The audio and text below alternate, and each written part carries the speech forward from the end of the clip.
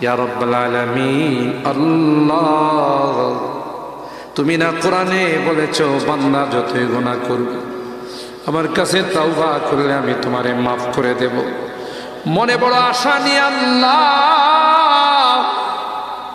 তোমার শাহী দরবারে ভিক্ষুকের মতো হাত বাড়াইলাম।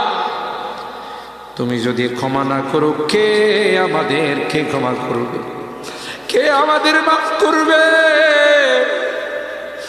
ভিক্ষুকে একজনের কাছে ভিক্ষা না পেলে আরেকজনের কাছে পায়। এক দুয়ার থেকে বিতাড়িত হলে আরেক দুয়ারে যায়।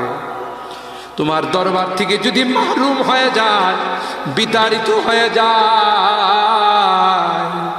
কার কাছে যাব? কে আমাদেরকে ক্ষমা করবে? মালিক রে, কাঙ্গালের মতো হাত বাড়াইলাম।